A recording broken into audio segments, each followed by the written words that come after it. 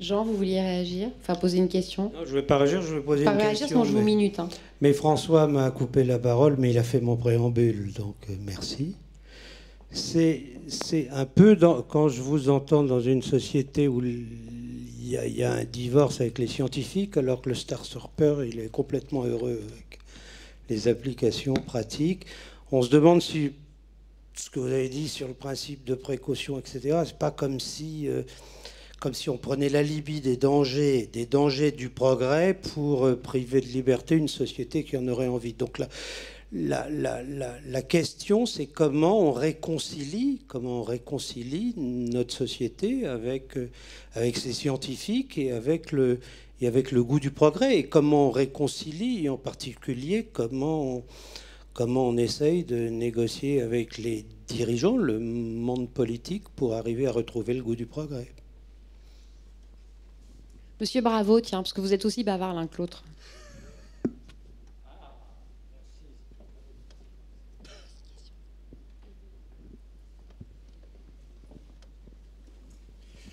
Non, mais je n'ai pas la solution à cette question. Je n'ai pas la réponse. Personnellement, là,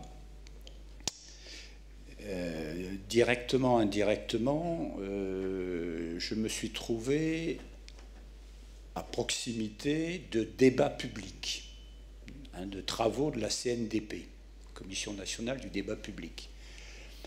Il y a quelque temps, je présidais une société scientifique, qui est la Société des électriciens, électroniciens, etc., qui a été créée en 1883, à une époque où on adorait la controverse. Et ce que je regrette, c'est qu'effectivement, l'époque que nous connaissons n'est plus capable d'avoir des débats scientifiques de controverse. Et je disais donc que j'ai eu à me préparer à recevoir le débat public sur les nanos. Personnellement, je trouve que ça vaut le coup. Ça vaut le coup de discuter et d'essayer. J'ai évoqué le principe de précaution en disant le principe de précaution, ce qui est intéressant, c'est qu'il dit on évalue. On évalue les risques, on évalue les apports, puis on essaye de prendre des décisions. C'est les termes que je relisais ce matin avant de venir. On prend des décisions qui sont proportionnées en fonction du bilan, risque et apport. Bon, qu'on soit plus capable dans notre cher pays d'avoir un débat qui... je dirais, au 19e, ils étaient assez enflammés quand même, les débats, les controverses scientifiques. Il y avait des moments où c'était quand même assez viril. Mais qu'on soit plus capable d'avoir des débats qui permettent d'éclairer la prise de décision. Il y a un petit livre sur la responsabilité de l'expert, du citoyen et du politique, qui a été rédigé par Bernard Chevassus-Louis, et qui est un petit chef-d'œuvre sur cette culture de l'analyse des risques.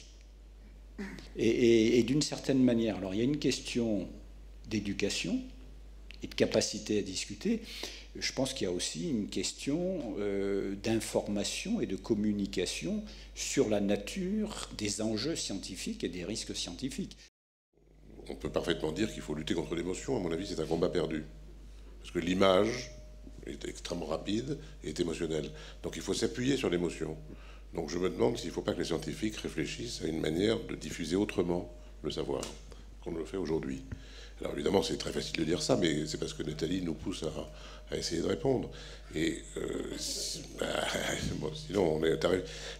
La grande difficulté, justement, Nathalie, c'est que quand on arrive dans un débat en France, on arrive avec des réponses. Or, un débat, c'est pas d'arriver avec des réponses. Enfin, moi, je pose des questions, c'est vous qui donnez les réponses, François. Oui, mais enfin, bon, vous avez dit, comment est-ce qu'on peut faire? Jean nous dit, qu'est-ce qu'on peut faire qu'est-ce qu'on peut faire? Mais il faut essayer de répondre. Et on n'arrive, personne n'a de réponse comme ça, toute faite. Mais un élément de réponse, c'est de s'appuyer sur la réalité et non pas de la contester. D'ailleurs, c'est toute l'aventure de la science. Quand on a, si je ne me trompe pas, en latin, on dit natura parando vencetur. J'arrive à vaincre la nature en me soumettant à ses lois. Donc c'est comme ça qu'on est arrivé à voler. Si on ne le fait pas, on est fichu. Donc aujourd'hui, une des difficultés qu'on a, c'est d'essayer d'accepter l'émotion comme première, sans la mettre au rencard, et en même temps s'appuyer dessus pour faire revenir la raison. C'est un peu binaire ce que je dis, mais voilà l'idée. J'ai pas de chemin, c'est une piste. C'est une réflexion que je soumets à tout le monde ici.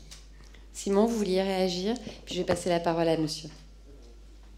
Ça relève plus de l'ordre du constat, mais dans l'univers des startups, il y a un truc auquel on réfléchit assez souvent, c'est la figure de l'entrepreneur, de la réalité jusqu'aux clichés qui l'entourent, et qui sur ces 20 dernières années va de Steve Jobs et Bill Gates, génie un peu autiste, mais quand même grand capitaine d'entreprise, d'industrie, drivant des énormes marchés, des boîtes de plusieurs milliers de personnes, et qui arrive 20 ans plus tard à des traitements cinématographiques de Mark Zuckerberg, qui est un peu le cool kid on the block, qui monte une boîte qui vaut plusieurs dizaines de milliards, alors qu'il a exactement mon âge, 26 ans, en gros. Et donc on part de... Enfin, il y a une image de l'entrepreneuriat qui a transitionné, qui s'est en France énormément démocratisée, je trouve, notamment via le statut auto-entrepreneur, qui est un truc qui a ravagé l'industrie du bâtiment, parce que toutes les boîtes sont en concurrence avec des gens qui sont des indépendants et qui cassent les prix du marché. Et dans l'internet et le mobile, il y a aussi énormément de ça, où plein de développeurs sont en poste et travaillent à côté et font des projets et déséquilibrent un peu les marchés de la prestation. Mais c'est quand même quelque chose qui a démocratisé l'entrepreneuriat, où tout le monde pouvait plus ou moins le devenir. Ça rendait tout ça plus accessible, et comme c'est finalement une position relativement gratifiante qui rend quand même les gens heureux. Moi, je vois plein de gens autour de moi qui sont plus heureux en étant leur propre patron et en étant beaucoup plus d'heures devant leur écran et en gagnant moins que ce qu'ils gagnaient avant, être finalement beaucoup plus heureux, ou parce que à côté de leur job, leur boulot chiant, ils ont trouvé des missions avec des boîtes qui les font marrer, ou parce qu'ils travaillent le samedi et le dimanche sur des projets qui les intéressent et qu'en plus ils sont payés pour faire ce qu'ils aiment. Et ça, dans la grande notion progressiste je vais de l'avant, c'est nouveau, et comme c'est nouveau, c'est mieux, c'est quand même un point que je trouve moi très positif en France. Et j'ai commencé ma boîte tout seul il y a 2 ans, celle-là en tout cas, en étant auto-entrepreneur, et pendant 1 an, à côté de différents métiers de job pour des startups, j'avais mon projet que j'alimentais. Et quand j'ai fait le pas, j'avais déjà 1 an d'expérience sur ce domaine-là. J'avais commencé à facturer un peu, donc j'avais un peu de trésorerie, donc j'ai lancé.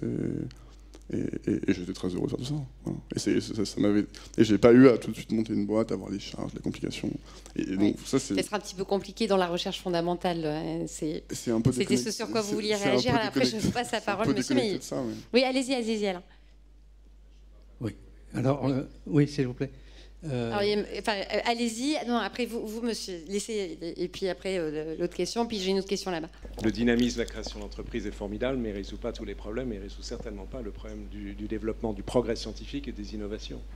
Et il faut pouvoir offrir à des jeunes qui sont aussi bons, qui ont envie de bosser le temps qu'il faut, et il y en a plein, des perspectives de pouvoir faire de la recherche, disons, fondamentale pour les choses rapidement. Et là, on n'est pas dans les choses sérieuses aujourd'hui. Juste une anecdote, à nouveau. Oui, mais dans le micro. Mais ça, pardon, excusez-moi.